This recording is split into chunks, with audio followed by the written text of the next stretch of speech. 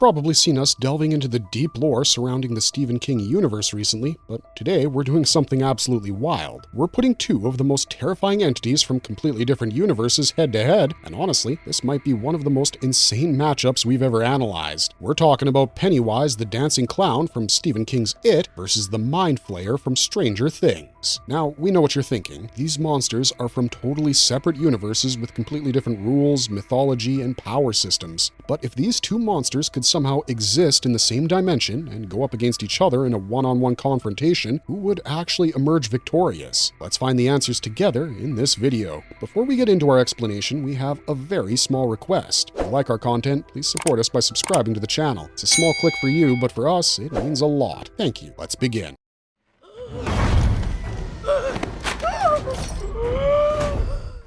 Part 1. Understanding Pennywise, the ancient evil. Before we can even think about who would win in a fight, we need to understand what Pennywise actually is. See, most people think It is just a creepy clown that lives in the sewers of Derry, Maine, but the reality is so much darker and complex than that. Pennywise is an ancient trans-dimensional entity that's been around for billions of years, possibly ever since the creation of the universe itself. Pennywise originates from something called the Macroverse, which is basically a void that exists outside of our known universe. It's a space beyond space, a cosmic darkness where things that our minds can't even comprehend exist. When Stephen King describes it in the novel, it sounds absolutely terrifying, almost Lovecraftian in nature. This entity arrived on Earth millions of years ago in some kind of cataclysmic event, and it eventually settled beneath what would become the town of Derry. Every 27 to 30 years, it awakens from hibernation, emerges into Derry, and begins terrorizing the population, targeting children in particular. After it's fed on enough fear and consumed enough victims, it goes back to sleep and doesn't bother anyone for another 3 decades. This cycle has been happening for centuries, with Pennywise being responsible for countless deaths and tragedies in Derry throughout its long history.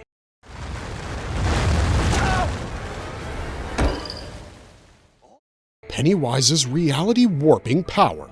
Now, let's talk about what makes Pennywise so terrifying from a power-scaling perspective. This entity has an insane arsenal of abilities that let it manipulate reality itself. The most obvious one is shapeshifting. Pennywise can transform into literally anything imaginable. Beyond shapeshifting, Pennywise has telekinesis that would make even Eleven from Stranger Things jealous. It can move objects, manipulate its environment, and even control weather patterns. It has telepathy that allows it to plant suggestions directly into victims' minds, making them think their thoughts are their own. It can teleport around instantly, become invisible at will, and it demonstrates what can only be described as reality manipulation. There are scenes in the novels where Pennywise causes gravity to bend, creates impossible architecture, and makes physics itself seem negotiable. Then there's the body contortion. Pennywise can stretch and compress its physical form to impossible degrees. It can squeeze into tiny spaces or expand to dominate an entire building. It can phase through objects like they're not even there, and it has superhuman strength on a terrifying level, and it's basically immortal.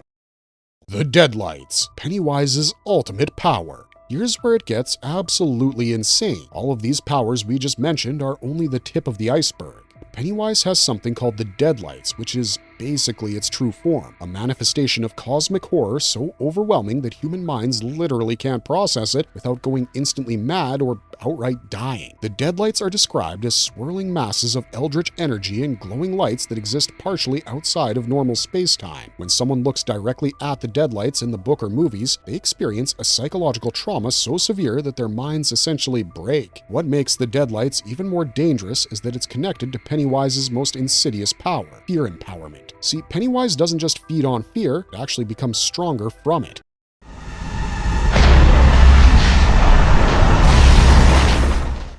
The Mind Flayer, born from darkness. Now let's shift gears and talk about the Mind Flayer from Stranger Things. Here's where it gets interesting because the Mind Flayer isn't quite what it seems. The Mind Flayer is a creation. Specifically, it was created by Vecna, also known as Henry Creel, or One, the main antagonist of Stranger Things. Here's the origin story. Eleven had psychic powers and accidentally sent One to the Upside Down when he attacked her. In this dark dimension, One discovered particles of darkness, a kind of cosmic dust or energy that existed existed in the Upside Down's atmosphere. One, who already had telepathic and psychic abilities, harnessed this darkness and used it to create the Mind Flayer as a physical manifestation of his power. So basically, the Mind Flayer is Vecna's attempt to transcend his human form by merging his consciousness with the dark energy of the Upside Down. It's not an independent entity, it's more like an extension of Vecna's will, his avatar in the Upside Down dimension. This is crucial to understanding the Mind Flayer because it means everything this creature does, every action it takes, is ultimately dictated by Vecna. The Mind Flayer isn't making its own decisions in the way that Pennywise might. It operates as part of Vecna's greater scheme, which initially was to merge the Upside Down in the regular world and presumably destroy or conquer humanity. The Mind Flayer appears as a massive, shadowy, spider-like form, hence why it's sometimes called the Shadow Monster. It's described as a storm of darkness that seems to exist between our reality and the Upside Down, able to manipulate both dimensions simultaneously. The Hive Mind. Mind Flayer's signature power. The most distinctive ability that the Mind Flayer possesses is its hive mind control. This is the entity's defining characteristic and what makes it uniquely terrifying compared to other creatures in the Upside Down. Through the hive mind, Vecna and the Mind Flayer have absolute psychic control over every creature in the Upside Down. Demogorgons, Demodogs, Demobats, the vines, everything. Through this hive mind connection, Vecna can command creatures to specific locations, coordinate massive attacks, and gather intelligence from multiple infected hosts simultaneously. The hive mind also means that the Mind Flayer can learn and adapt from every interaction. Each time a host is deployed, the collective consciousness learns more, gets stronger, and becomes more difficult to counter. It's a system that genuinely scales with time and exposure, which is terrifying when you think about it.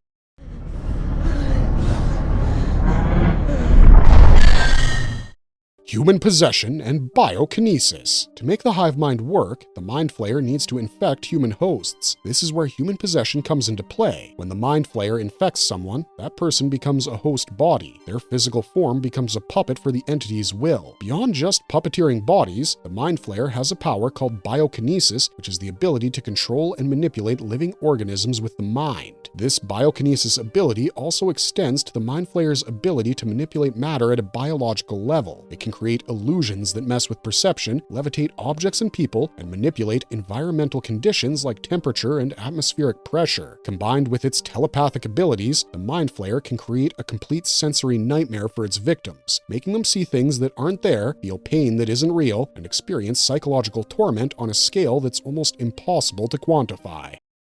Power absorption and atmospheric control. Another incredibly dangerous ability that the Mind Flayer possesses is power absorption. The entity can literally absorb the power of other beings and transfer it to itself or its hosts. This means that the Mind Flayer gets stronger every time it encounters someone with psychic abilities. The entity also has the ability to manipulate atmospheric conditions on a massive scale. We see this when the Mind Flayer creates weather phenomena. Storms, wind, extreme temperature changes, all as manifestations of its will. It can blanket an area in fog, create whirlwinds, and essentially weaponize the entire atmosphere. What's also significant is that the Mind Flayer can control all animal life in the Upside Down and, to a lesser extent, in our world. This creates a second army beyond just the Upside Down's native creatures. Any normal animal in Hawkins could theoretically be turned into a weapon against the humans.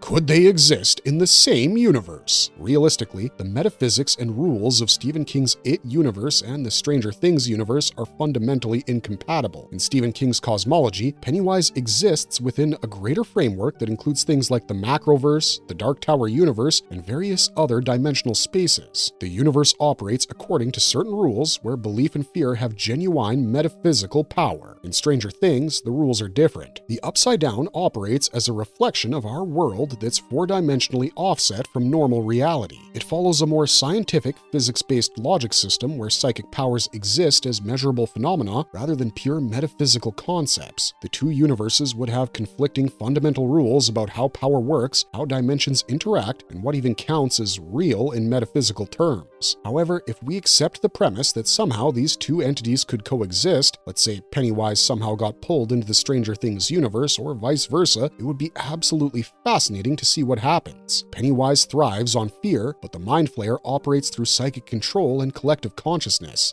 Pennywise draws strength from human terror, but the Mind Flayer draws strength from psychic connection and the Upside Down's energy. These are two fundamentally different power sources, which makes predicting an outcome genuinely uncertain. Comparing their power levels. levels. If we were to try to directly compare the power levels of Pennywise and the Mind Flayer, it would be like comparing apples and cosmic horror oranges. In terms of raw cosmic significance, Pennywise is absolutely terrifying. However, the Mind Flayer has something that Pennywise doesn't have in quite the same way: complete environmental dominance. The Mind Flayer doesn't just exist in the Upside Down, it is the Upside Down in many ways, or at least Vecna has such complete control over that dimension that they're functionally inseparable. If the Mind Flayer fought Pennywise in the Upside Down, it would have a massive home field advantage. Every rule of that dimension would be under its control. The vines, the creatures, the atmosphere, everything would be weaponized against Pennywise. But if they fought in Derry, Maine, where Pennywise has spent centuries establishing its power and influence, well, that would be a completely different story. Pennywise has entire cycles of accumulated fear and trauma invested in that location. The entity has bent the very fabric of reality in Derry through sheer psychic will. From a pure power scaling perspective, we'd have to give the edge to Pennywise in terms of absolute cosmic power, but the Mind Flayer's ability to control and manipulate its environment and create endless armies through its hive mind would make it a genuine threat.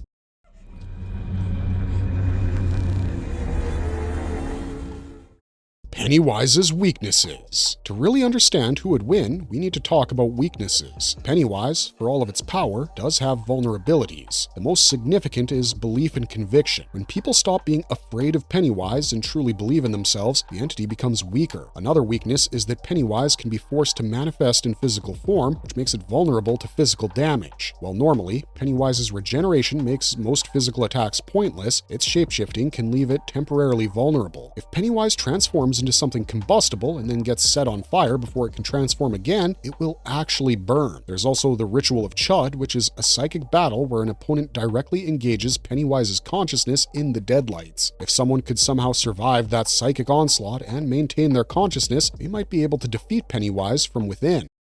The Mind Flayer's weaknesses. The Mind Flayer has different weaknesses, and they're actually kind of interesting. The biggest one is Vecna dependency. The Mind Flayer isn't an independent being, it's entirely dependent on Vecna's will and consciousness to exist and operate. If Vecna were somehow disabled, killed, or had his connection to the Mind Flayer severed, the hive mind would collapse. The creature would lose all coordination and control. Another significant weakness is extreme heat. In Mind Flayers, the only way they've managed to kill infected humans or damage the Mind Flayer's agents is by subjecting them to extreme temperatures. So, if you could trap the Mind Flayer in a contained space and raise the temperature high enough, you could theoretically destroy it. The Mind Flayer also struggles with separation from the Upside Down. When portions of it are trapped in our world and the gate is closed, those portions die. The entity needs a constant connection to the Upside Down to maintain its form and power. Without that connection, it's essentially trapped, vulnerable, and degrading.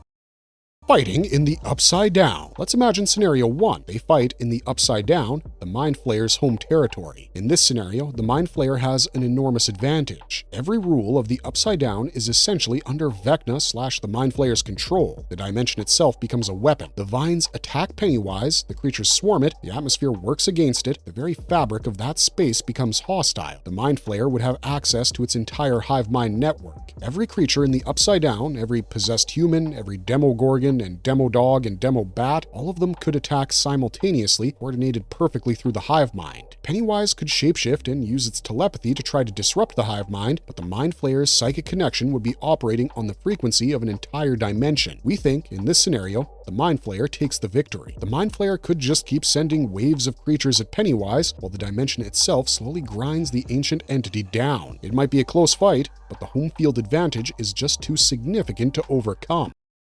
Fighting in Derry, Maine. Now let's flip it. Scenario 2 is Pennywise's home. They're fighting in Derry, Maine, in our world, where Pennywise has spent centuries accumulating power, fear, and influence. This is a completely different matchup. Derry itself becomes Pennywise's weapon. The town is soaked in decades of accumulated trauma and fear that Pennywise has cultivated. The Mind Flayer, meanwhile, would be operating far from the Upside Down. Its connection to that dimension would be weakened. In this scenario, we think Pennywise wins. It's not even close, honestly. Pennywise would use its shapeshifting to counter any psychic assault, its Deadlights to drive the Mind Flayer's consciousness into madness, and its emotional manipulation to exploit any psychological vulnerabilities. The Mind Flayer depends on coordination and control, two things that Pennywise is actively working against. Pennywise could overwhelm the Mind Flayer with terror and fear, strengthening itself while weakening its opponent.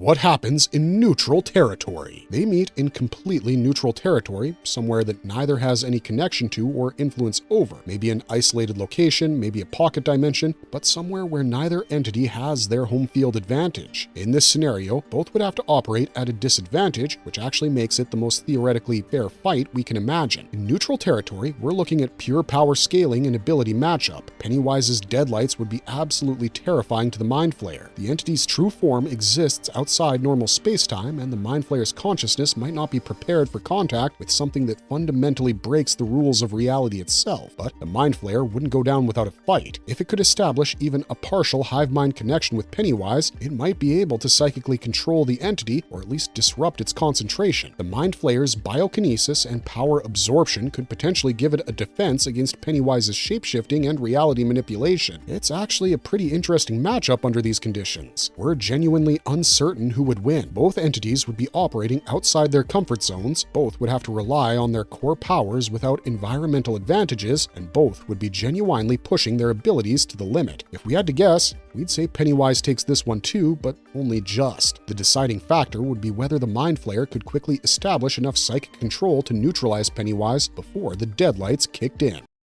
Pennywise's probable victory. Honestly, if we're being real, we think Pennywise comes out on top in most scenarios. Here's why. Pennywise is a being from outside the universe itself, with cosmic powers that exist on a scale that the Mind Flayer just doesn't operate on. The Deadlights are fundamentally incomprehensible to human consciousness, and while the Mind Flayer isn't technically human, it was created from human psychic power. There's a good chance that the Deadlights would be just as incomprehensible and destructive to the Mind Flayer's consciousness as it is to humans. Additionally, Pennywise's fear empowerment actually gives it an advantage in combat. The Mind Flayer operates through control and coordination. The Mind Flayer tries to dominate through psychic connection, but if Pennywise can generate enough terror and primal fear in its opponent, it actually becomes stronger while the Mind Flayer grows weaker. The thing that clinches it for us is immortality and experience. Pennywise has been around for billions of years. It's faced countless opponents, adapted to countless environments, and overcome seemingly impossible odds. The Mind Flayer is essentially a tool that Vecna created relatively recently in cosmic terms. The Mind Flayer would be fighting an ancient, incomprehensibly powerful entity that simply has far more combat experience. The psychological warfare angle. If this fight ever went down, it would be a psychic chess match as much as anything else. Pennywise would be trying to break the Mind Flayer's concentration through fear and existential dread. The Mind Flayer would be trying to establish control through psychic connection. Pennywise would be exploiting the fact that the Mind Flayer is partially dependent on Vecna, trying to create doubt and confusion in their connection. The Mind Flayer would be trying to create a psychic web so complex and controlling that Pennywise's consciousness would get caught in it. The psychological element is actually really interesting because it shows that this fight isn't just about raw power, it's about intellect, strategy, and understanding your opponent.